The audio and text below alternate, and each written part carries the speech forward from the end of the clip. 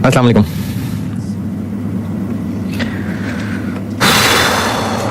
दुरूद शरीफ पढ़ने।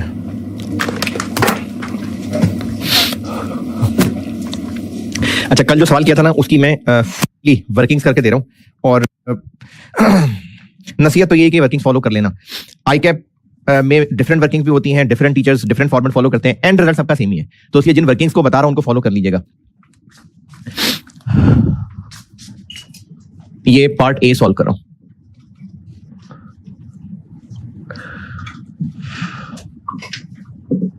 और मैं आपको ये एक proper exam point of view से बता रहा हूं। पीपीई ये एसएफपी बना ली हुई थी, कल वर्किंग्स बनाने लगा हूं। एसएफपी तो मैं सामने लाने के लिए दोबारा बना रहा हूं, वरना कल मैं एसएफपी बना चुका हूं। फिर भी मुझे दोबारा बता दें। 100 प्लस 80 180,000। और क्या था? Investments 15 plus 10।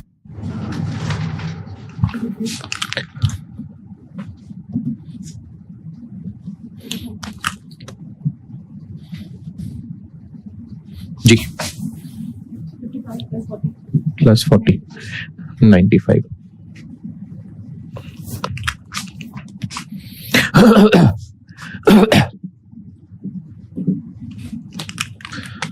जी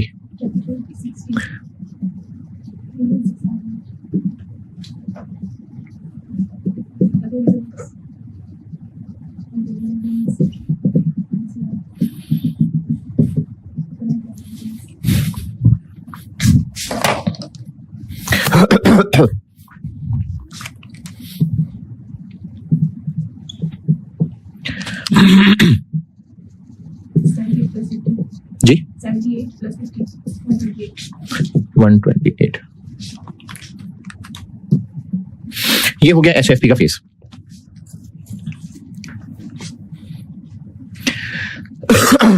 कल मैंने जो कॉन्सेप्चुअली बहुत गंदी मंदी वर्किंग्स की थी, अब मैं आपको साफ सुथरी करके दिखाता हूं जो हम फॉलो किया करेंगे।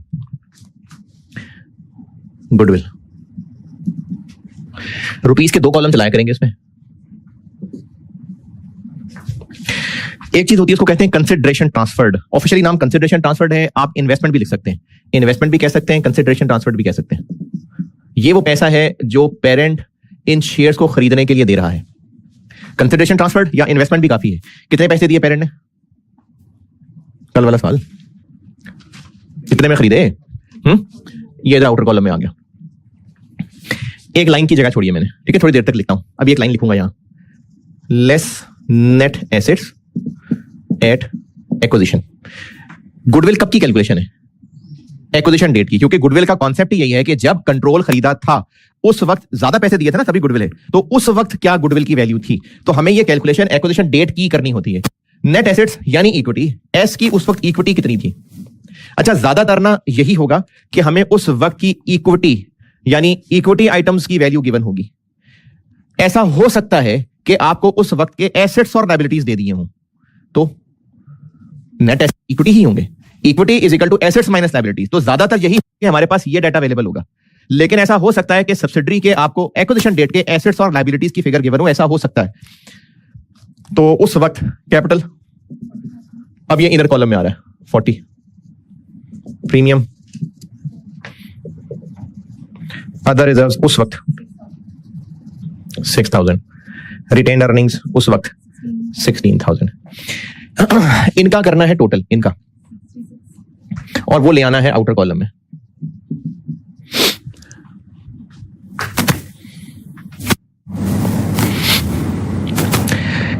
इसमें से ये माइनस करना क्यों ठीक नहीं है? ये पूरी इक्विटी की वैल्यू है, ये सिर्फ 75% के लिए दिए जाने वाले पैसे हैं। दो काम कर सकते हैं, या तो इसमें से इसका 75% माइनस कर लें, या ये पूरी इक्विटी है ना, तो 75% की वैल्यू ये है, बाकी 25% भी लिख देते हैं और उसको मैं कह देता हूं वैल्यू ऑफ एनसीआई, और ये कैलकुलेट करूंगा दिस इनटू 25%। क्योंकि इसमें से हमने 75% इतने का खरीदा, बाकी 25% हम नहीं खरीद सके, वो जिन लोगों का था उनके पास ही रहा। कितने रुपए का था? इसका 25%। कितना? 16,500। अब इस वक्त ये पूरी इक्विटी की वर्थ आ गई ना। वर्थ का मतलब है कि हमारा हिस्सा हमने इतने का खरीदा है, बाकियों के पास वो इतने रुपए का था। अब इसमें से हम पूरा 66 माइनस कर लें या अभी भी 66 का 75% माइनस करें? अब हम पूरा 66 माइनस करेंगे तो जो आंसर आएगा, अगर वो पॉजिटिव हुआ तो पॉजिटिव गुडविल है, नेगेटिव हुआ तो नेगेटिव गुडविल है। कितना है देखिए, ये गुडविल आ गई 4500। ये गुडविल की वर्किंग है।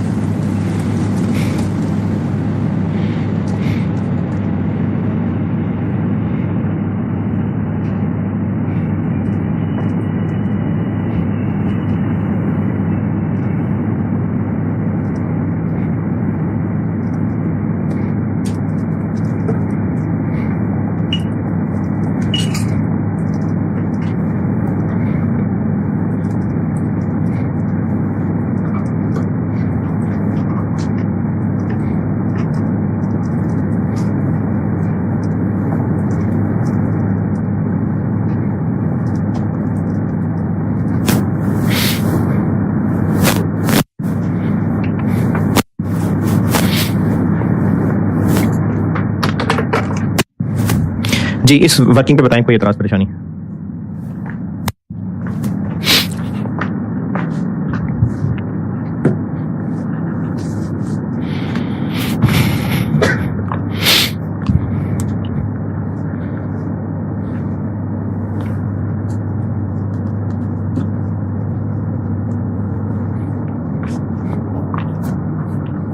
अभी मैं कर रहा हूं एक सब्सिडरी।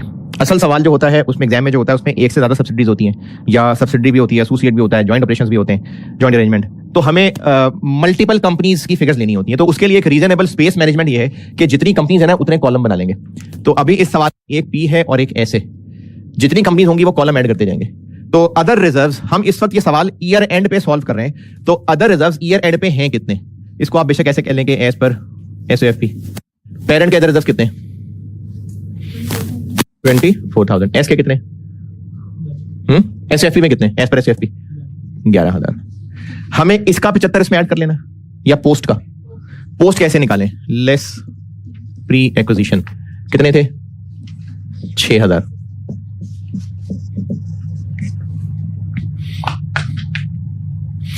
और यहां पर हम कहेंगे add share in S 5,000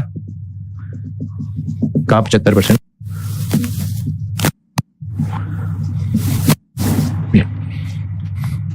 parent का कॉलम, एस का कॉलम, जितनी कंपनीज होंगे उतने हम कॉलम बनाते जाया करेंगे। पी का कॉलम हो गया, ये एस का कॉलम हो गया। एसओएफपी की फिगर्स लिखी, इसमें से प्री माइनस किया, और जो नेट आया वो पोस्ट है, इस पे परसेंटेज लगा के इधर ऐड कर दिया। बिल्कुल इसी तरह से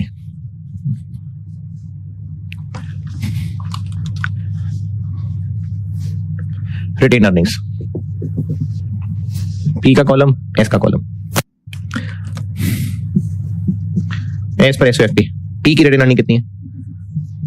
एस की 25,000 लेस प्री एक्विजिशन।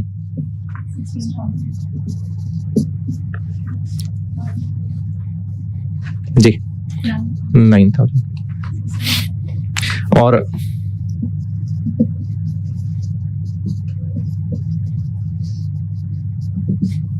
जी 6, 7, 6।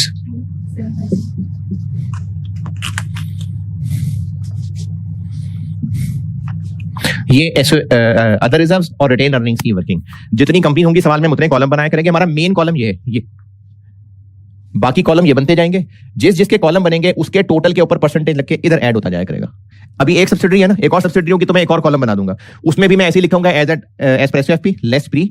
उसका आंसर आएगा, उसमें लेट से 60% है, उस पर 60% लगा के इधर ऐड हो जाएगा। तो अदर रिजर्व्स और रिटेन अर्निंग। अब जैसे जैसे हम आगे चलेंगे ना, अदर रिजर्व्स में तो मैक्सिमम एक लाइन और आनी है, इसमें मजीद लाइनें आया करेंगी। एडजस्टमेंट्स किया करेंगे। कुछ एडजस्टमेंट्स हमारी इस कॉलम में हो रही होंगी, मैंने थोड़ी स्पेस सिर्फ इसलिए छोड़ी है कि यहां पर कुछ एडजस्टमेंट्स आया करेंगी, फिर जो आंसर आया करेगा उसका 75 इधर आएगा। कुछ एडजस्टमेंट्स इस कॉलम में आया करेंगे। तो जैसे जैसे हम आगे बढ़ते जाएंगे इन दोनों कॉलम्स में एडजस्टमेंट्स हुआ करेंगे। ये रिटेन अर्निंग की वर्किंग है।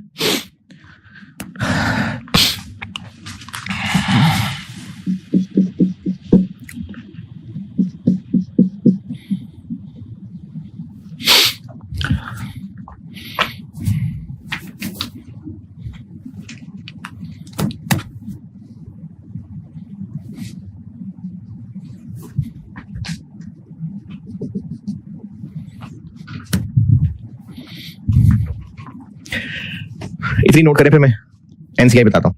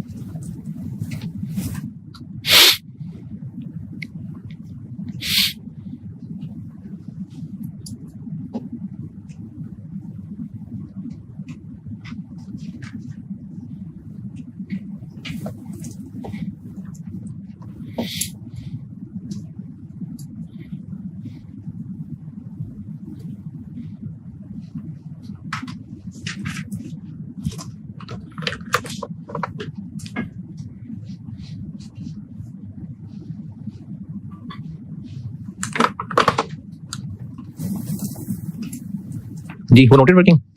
एनसीआई, कल मैंने आपको एनसीआई सिर्फ कॉन्सेप्चुअली ये कह के बताया था कि ईयर एंड पे एस की जितनी इक्विटी है उसमें से 25% एनसीआई है, तो मैंने उसका टोटल करके 25 लगाया था। कैलकुलेट हम ऐसे नहीं करेंगे, कैलकुलेट हम थोड़े डिफरेंट तरीके से करेंगे। कैलकुलेट हम ऐसे करेंगे कि एक्विजिशन डेट तक जो एस की इक्विटी थी उसमें एनसीआई का हिस्सा कितना था, कितने रुपए था। एक्विजिशन डेट तक जो एस की इक्विटी थी उसमें एनसीआई का हिस्सा कितना था, यहां नजर आ रहा है कहीं, इधर नजर आ रहा है कहीं, नहीं आ रहा नजर, नहीं आ रहा नजर, नजर आ रहा है कितना था 16,500। कैसे निकाला ये, उस वक्त की इक्विटी पे 25 लगाया है। तो एनसीआई की वर्किंग हम 3 लाइनों में कैलकुलेट करेंगे। एक लाइन ये वाली, ये जो ऊपर लिखी हुई है, एनसीआई की वैल्यू एक्विजिशन 16,500। ये फिगर जो हम यहां लिखना चाह रहे हैं एनसीआई नॉन कंट्रोलिंग इंटरेस्ट, हम यहां उतने रुपए लिखने लगे हैं जो ईयर एंड पे एस की इक्विटी में एनसीआई का हिस्सा है, या हम वो फिगर लिखने लगे हैं जो एक्विजिशन डेट पे एनसीआई का हिस्सा था, जो ईयर एंड पे। क्या ये ईयर एंड की फिगर है, कब की है? तो अगर हम ईयर एंड तक पहुंचना चाहें तो इस फिगर से अगर चल लें, क्या ऐड कर लें तो ईयर एंड तक पहुंच जाएंगे, पोस्ट में एनसीआई का हिस्सा। तो जो इन दोनों वर्किंग्स में जिस पे 75-75 लगाए ना, अगर उसी पे 25-25 लगा दें तो वो पोस्ट में एनसीआई का हिस्सा आ जाएगा। तो अदर रिजर्व्स 5,000 पे 25 और रिटेन अर्निंग्स 9,000 पे 25, कितना 2250।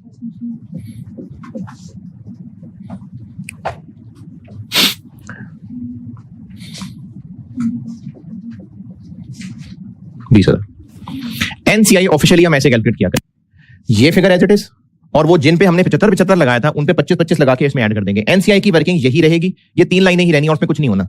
हाँ, जब कॉम्प्लेक्स ग्रुप कराऊंगा ना एक चीज, तो इसमें एक लाइन और आएगी, अदरवाइज एनसीआई यही है। एनसीआई इतनी ही रहेगी, इसमें भी लाइनें फलती फूलती रहेंगी, इसमें भी लाइनें फलती फूलती रहेंगी। बेस वर्किंग्स ये 4 हैं, गुडविल की वर्किंग, अदर रिजर्व्स किसी सवाल में होगी किसी में नहीं होगी, रिटेन अर्निंग्स और एनसीआई।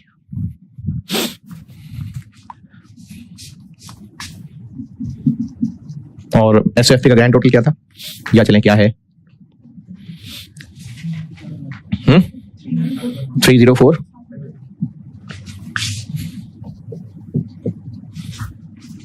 और इस पार्ट ए को मैंने सवाल की रिक्वायरमेंट में अंग्रेजी में क्या मेंशन किया था?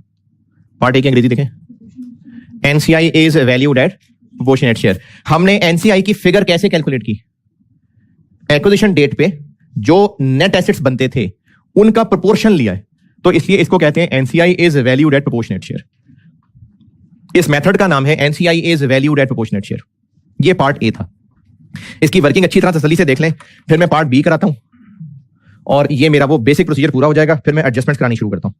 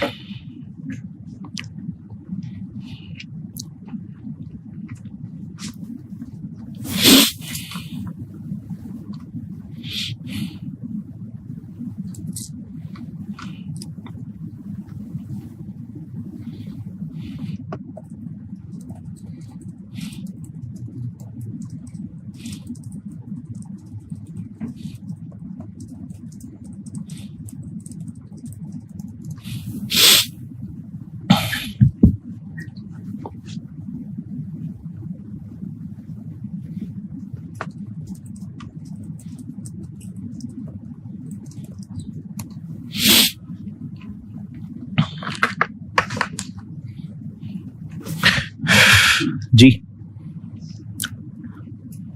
ये नोटिंग पूरी करें तो मैं पार्ट बी करता हूं।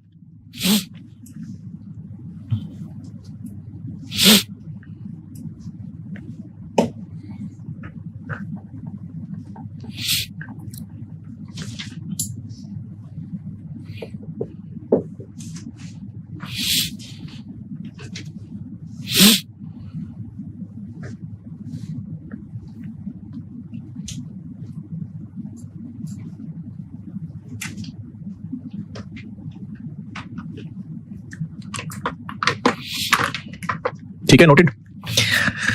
अच्छा, मैं इसको ना फॉर्मली वर्किंग की शक्ल दूंगा, अभी सिर्फ एक बात समझ लीजिए, तो इसलिए मैं गंदी मंदी रफ वर्किंग कर रहा हूं।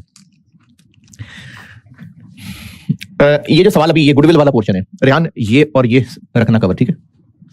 ये और ये आए 66,000 का 75% ले, 66,000 का 75%, 49,500। अगर हमने एस के शेयर्स इतने रुपए के लिए होते तो 54 की जगह ये आता, 16,500 आता, इसमें से 66 माइनस करते तो गुडविल कितनी आती? 0। गुडविल 0 आ जाती। अच्छा, एक काम और कर दें, 4,000 इंटू 18 रुपए करें, 4,000 इंटू 18 रुपए, 72,000। अगर हमने एस के सारे शेयर्स खरीद लिए होते सारे, तो 54,000 पे किया होता या ज्यादा है? ज्यादा ना। हमने एस के कितने शेयर्स खरीदे? 75%, कितने बने?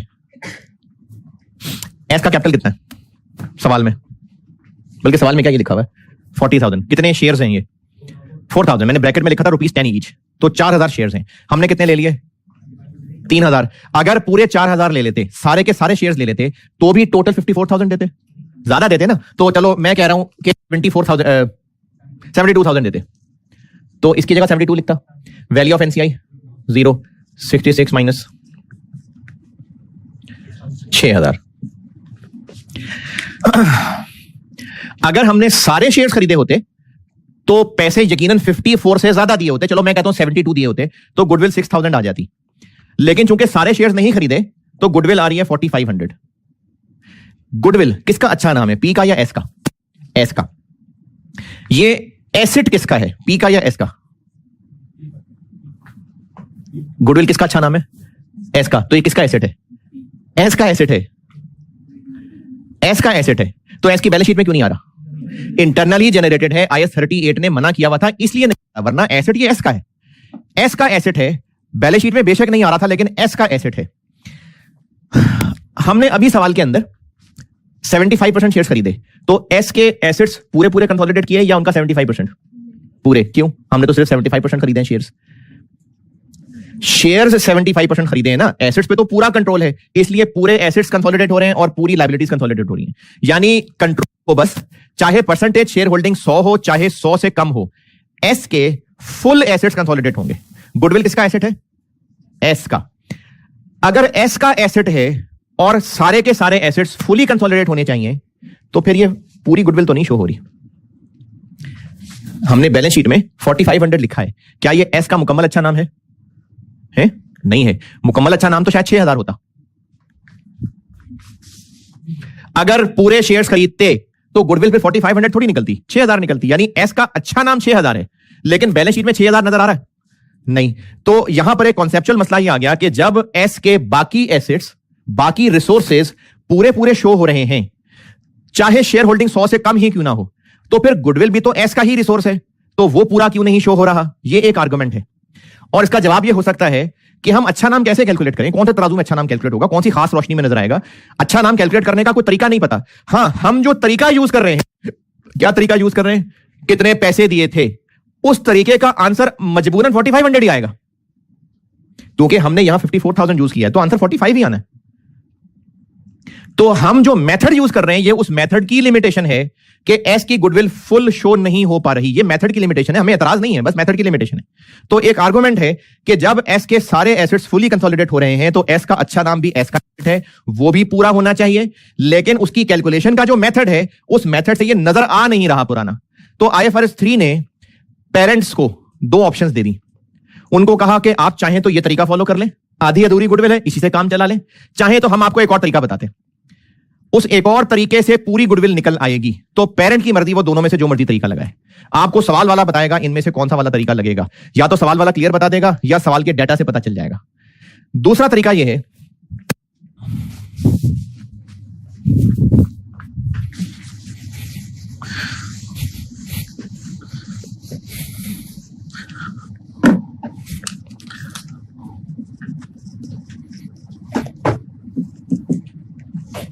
रिक्वायरमेंट बी, गुडविल की वर्किंग, इसकी जगह अब ये हो जाएगी।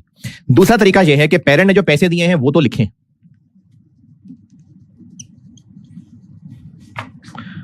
54,000, और एनसीआई की वैल्यू इसका प्रोपोर्शन लेने की बजाय ये लिखें कि अगर इस वक्त बाकी 25% शेयर्स भी खरीद लेते तो कितने के खरीदते? क्या हमने बाकी 25 भी खरीद लिए? सिर्फ गुडविल कैलकुलेशन के लिए हम ये कहेंगे कि अगर बाकी 25 भी खरीद लेते, चलो मार्केट से खरीद लेते, तो कितने के खरीदते? जितनी उनकी मार्केट वैल्यू होती है ना। इसको कहेंगे फेयर वैल्यू ऑफ एनसीआई, जो कि मैंने पार्ट बी में लिखी हुई है, रिक्वायरमेंट बी में लिखी हुई है जी। तो एनसीआई के पास 1000 शेयर्स हैं, 18 रुपए एक की फेयर वैल्यू है, तो ये बन गया 18,000। बाकी ये ऐसे ही होगा, capital 40, premium 4,000, other reserves 6,000, retained earnings 16,000, 66,000,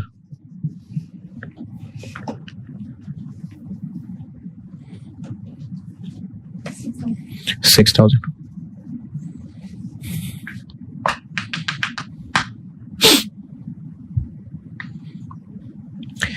इन दोनों में फर्क क्या बना? यहां पर NCI is valued at proportionate share, यहां पर NCI is valued at fair value. इसको फुल गुडविल मेथड भी कहते हैं। और अगर ये वाला मेथड फॉलो हो रहा हुआ तो इस पे क्या फर्क पड़ेगा? इस पे क्या फर्क पड़ेगा? इस पे कोई फर्क नहीं पड़ेगा। एनसीआई की वर्किंग में क्या फर्क पड़ेगा? पहली लाइन में 16,500 की जगह 18,000 आ जाएगा।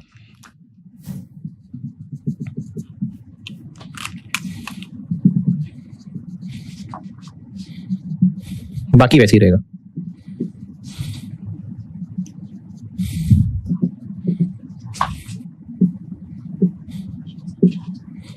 कितना हो गया?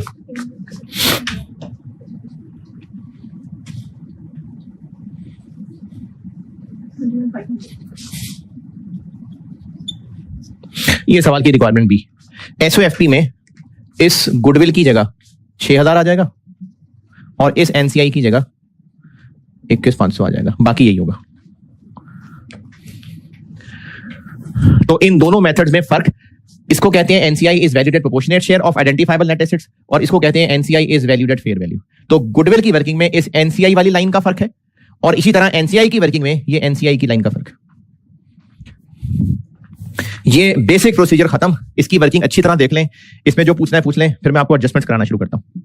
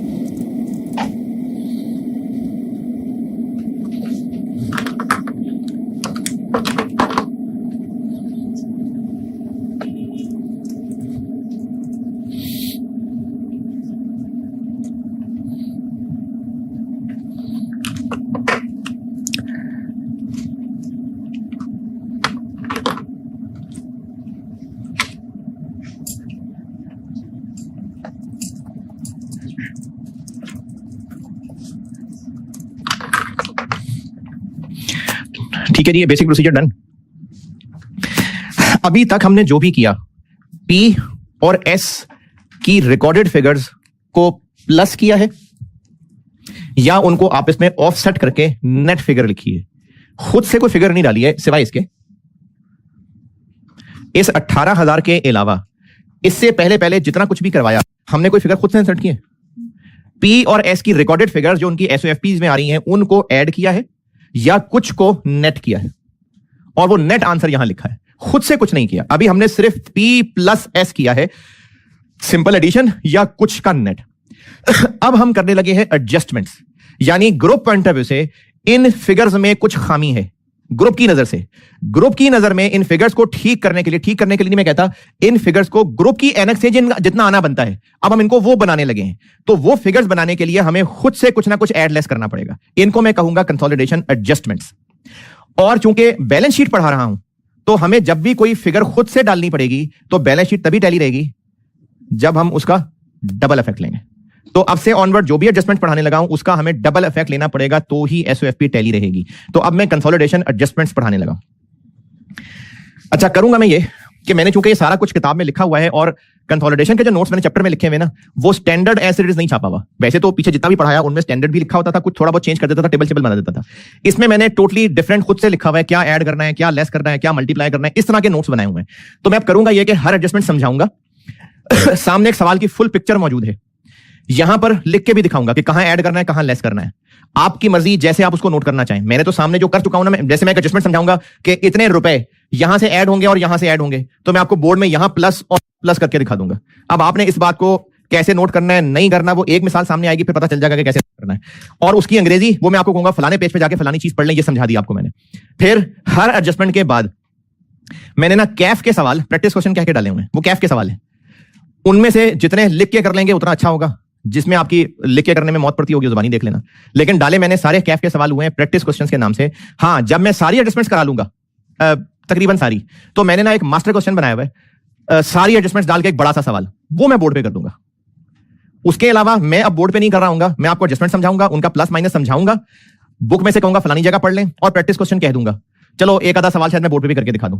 उसके अलावा आपने खुद करने, लिख के कर लेंगे तो बेस्ट है, नहीं तो जबानी कर लेना। कैफ वाले सारे सवाल कर लेंगे, सारी एडजस्टमेंट्स कर लेंगे, फिर एक मास्टर क्वेश्चन बड़ा सवाल, वो मैं बोर्ड पे करूंगा, पूरी क्लास उस बोर्ड पे करने में लगेगी, उस सवाल को वो मैं बोर्ड पे सॉल्व करूंगा।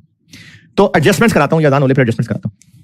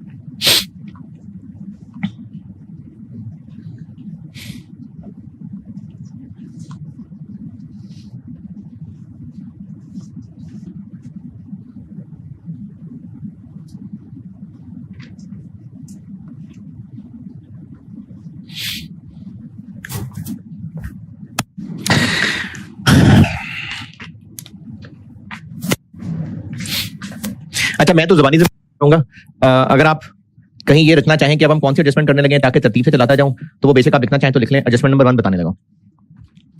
एडजस्टमेंट नंबर 1 में एक है थोड़ा सा मुश्किल पोर्शन और एक है रिलेटिवली आसान पोर्शन। पहले आसान पोर्शन बता रहा हूं, फिर मुश्किल पोर्शन बताऊंगा। पहले आसान पोर्शन बताता हूं।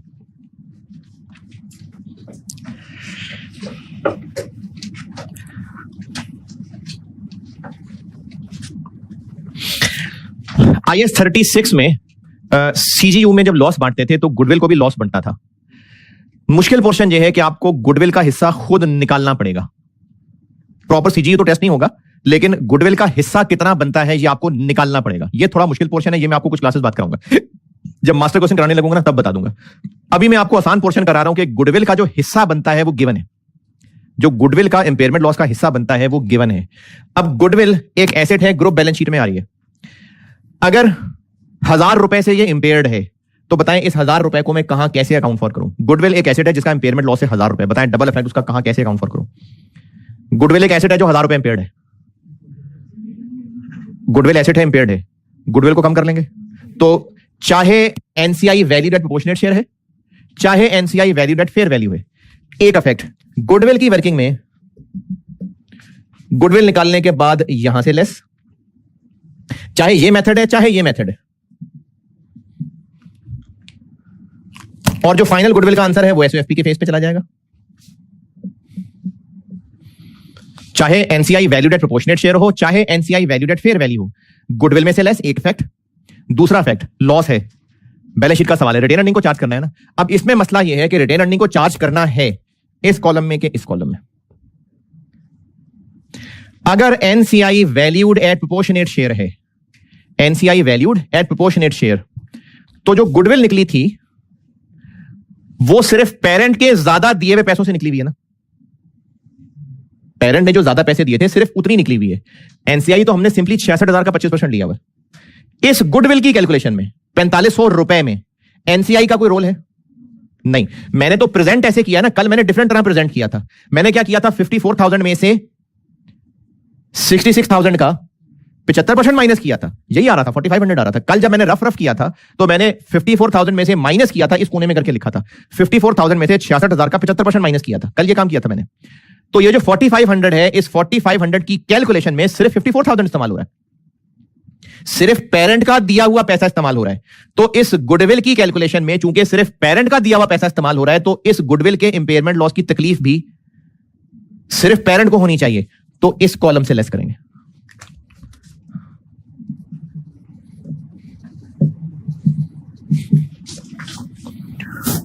अगर NCI valued at fair value हुआ तो फिर गुडविल की कैलकुलेशन में इसका भी इस्तेमाल हुआ है, इसका भी इस्तेमाल हुआ है। ₹1500 गुडविल ज्यादा क्यों आ रही है? एनसीआई 16,500 की बजाय 18,000 लिख दी है। तो अब गुडविल की कैलकुलेशन में पेरेंट की फिगर भी इस्तेमाल हुई है, एनसीआई की फिगर भी इस्तेमाल हुई है। तो गुडविल के लॉस की तकलीफ दोनों को होनी चाहिए ना। दोनों को तकलीफ पहुंचाने का तरीका यह है कि यहां से 1000 लेस कर दें। उससे क्या फायदा होगा? ये 9 की बजाय 8 आएगा, ₹1000 लेस हो जाएगा। इसी 8 का 75 यहां आ जाएगा, इसी 8 का 25 यहां आ जाएगा। तो ₹1000 की तकलीफ इफेक्टिवली दोनों जगह पहुंच जाएगी। कंक्लूजन, गुडविल का इंपेयरमेंट लॉस मुश्किल पोर्शन ये है जिसमें आपको खुद निकालना पड़ेगा, कुछ क्लासेस बात कराऊंगा। आसान पोर्शन, गुडविल का इंपेयरमेंट लॉस दिया हुआ होगा। अगर गुडविल का इंपेयरमेंट लॉस दिया है, एक इफेक्ट गुडविल की वर्किंग में से गुडविल में से लेस, चाहे एनसीआई वैल्यूड प्रोपोर्शनेट हो चाहे फेयर वैल्यू, एक इफेक्ट। दूसरा इफेक्ट रिटेन अर्निंग में से लेस, इस कॉलम में से। अगर एनसीआई प्रोपोर्शनेट शेयर है तो पी वाले कॉलम से लेस, और अगर एनसीआई फेयर वैल्यू है तो एस वाले कॉलम से लेस। चैप्टर में सेट 1, चैप्टर 12 बनाया हुआ मैंने, पेज 12.1.2, 12.1.2। यहां से मैंने एडजस्टमेंट शुरू की हैं। Following adjustments are made, page 12.1.2। Following adjustments are made for consolidation. Number 1 impairment loss. इसमें ये जो मैंने पहला पैराग्राफ लिखा हुआ है ये पढ़ लें। पूरा जो टेबल बनाया ये मुश्किल वाला पोर्शन है, ये भी नहीं बताया। उसके बाद कंसोलिडेशन एडजस्टमेंट कह के मैंने पॉइंट 1 लिखा हुआ है, ये छोड़ दें। पॉइंट 2 पढ़ लें, पॉइंट 2 के दोनों कॉलम पढ़ लें। NCI is valued at proportionate share, NCI valued at fair value.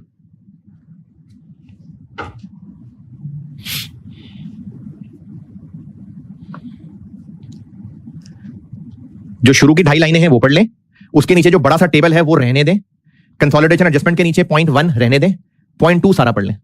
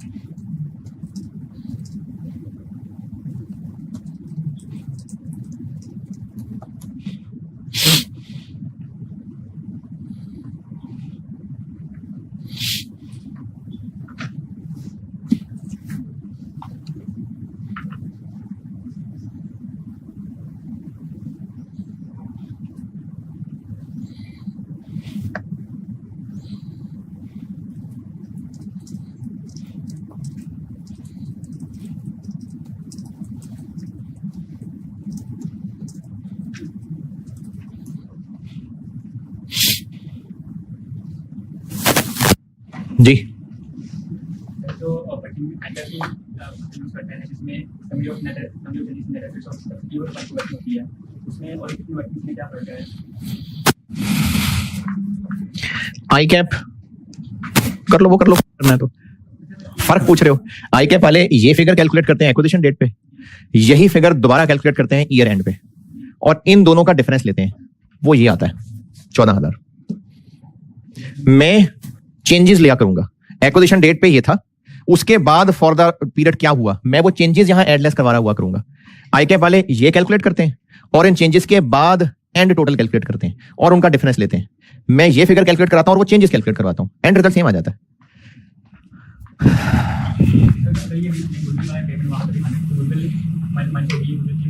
अच्छा, ये फॉलो करना है कि फॉलो करना है? तो फिर कैसे चलोगे? फिर मैं जो पढ़ाया करूंगा आप उसको उससे रिलेट किया करोगे। कंफ्यूजन होगी, बाकियों को भी कंफ्यूजन होगी, मैं भी डबल डबल बता रहा करूंगा। मतलब हमने इतना कुछ पढ़ना है कंसोलिडेशन में, बहुत कुछ पढ़ना है, तो वो बोर्ड पे मैं ये समझा रहा हूँ, लेकिन आप वो कर रहे होंगे। पहले पढ़ी थी रिपोर्टिंग? हाँ, तो फिर पहले क्या मतलब? अरे तो भूल जाना यार उसको, आप C5 शुरू कर रहे हैं, इसलिए तो रिवीजन करा रहा हूँ सारी। करके देख लो, चल के देख लो। ऐसे मैंने इतनी सारी एडजस्टमेंट्स और करानी है, सब्सिडी का डिस्पोजल आना है, उसकी एडजस्टमेंट निकलनी है, उसका गेन निकलना है, मैं तो पूरे पास पेपर पैटर्न पे सॉल्व किया करूंगा बोर्ड पे। तो फिर आप उसको छोड़ के वो माइंड में चला रहे होगे। हाँ जी, गुडविल की इंपेयरमेंट, गुडविल की वर्किंग में से लेस और रिटेन अर्निंग में से लेस। एनसीआई प्रोपोर्शनेट शेयर पे है तो P वाले कॉलम में से लेस, और एनसीआई फेयर वैल्यू पे है तो S वाले कॉलम में से less.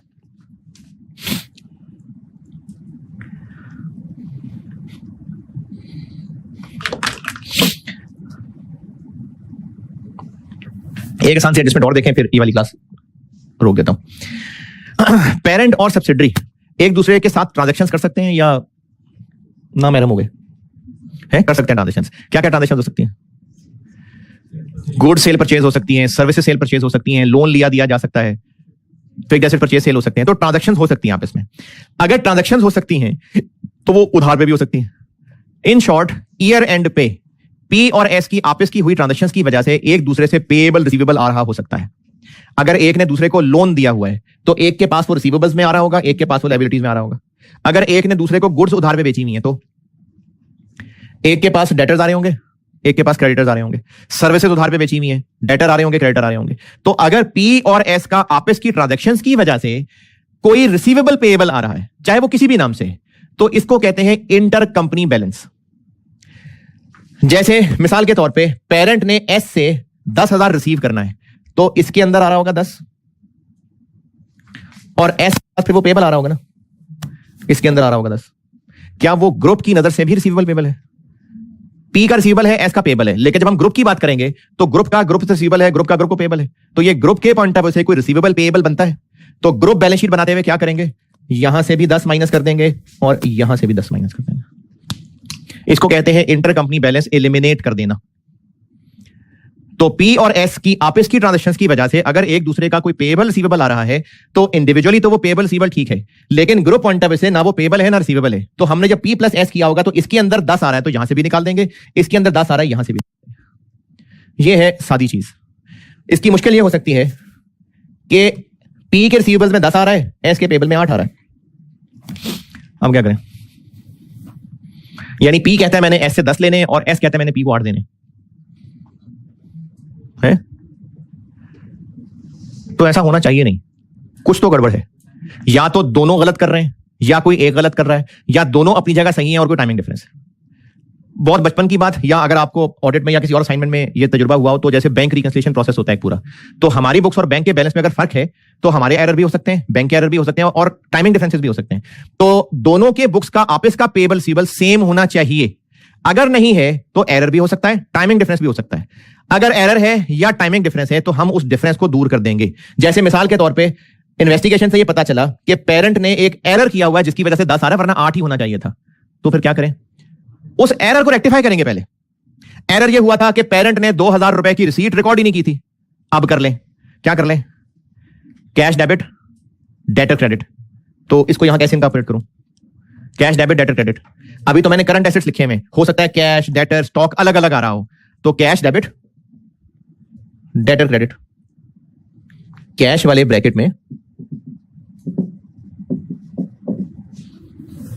Cash debit debtor credit.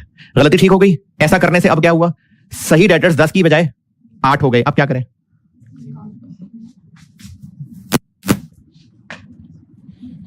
तो पेरेंट और एस का अगर आपस में कोई पेएबल रिसीवेबल आ रहा है, उसको कहते हैं intercompany balance. Group point of view से ये कोई पेएबल रिसीवेबल नहीं है, तो ग्रुप पॉइंट ऑफ व्यू से इसका एलिमिनेट करना बनता है। अब देखना पड़ेगा कि क्या इनके बुक्स बैलेंस आपस में एग्री कर रहे हैं कि नहीं। अगर एग्री कर रहे हैं तो ठीक है, जो बैलेंस है वो एलिमिनेट कर दें। लेकिन अगर एग्री नहीं कर रहे तो या तो कोई एरर है या टाइमिंग का डिफरेंस है। जो भी मसला है पहले उस मसले को दूर करेंगे, फिर वो मसला दूर करने के बाद यानी हमें सवाल की फिगर्स को एडजस्ट करना पड़ेगा, डबल एंट्री एडजस्ट करना पड़ेगा, और वो फिगर्स ठीक करने के बाद अब जो सही इंटरकंपनी बैलेंस है वो एलिमिनेट हो जाएगा। ये मैंने इससे अगले पेज पे एडजस्टमेंट नंबर 2 बता दी। पेज नंबर 3 पे एडजस्टमेंट 2 सारी बता दी। एक बार पढ़ लें सारी।